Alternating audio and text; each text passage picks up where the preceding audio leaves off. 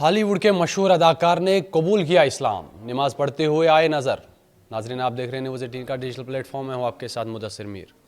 ہالی ووڈ کی مشہور ویب سیریز اور فلموں میں کام کر چکے اداکار جیان کارلو ایسپوزیٹو نے اپنا مذہب تبدیل کر کے اسلام قبول کر لیا ہے۔ وہ کچھ عرصے سے سعودی عرب میں تھے، جہاں انہوں نے اسلام قبول کیا۔ اداکار کا نماز پڑھتے ہوئے ایک ویڈیو بھی سامنے آیا ہے۔ اداکار گزشتہ کچھ عرصے سے سعودی عرب میں اپنی ایک فلم کی شوٹنگ کر رہے تھے، جس دوران انہوں نے یہ فیصلہ کیا۔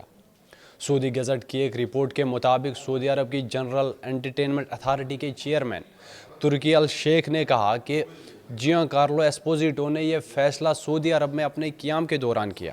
ان کے مطابق اداکارہ نے کلمہ شہادت پڑھ کر اسلام قبول کیا۔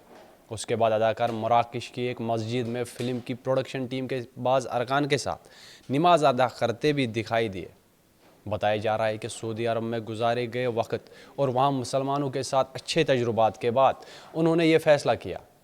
اداکار نے وہاں کے لوگوں اور شوٹنگ کے دوران ملنے والی مہمان نوازی کی بھرپور تعریف کی۔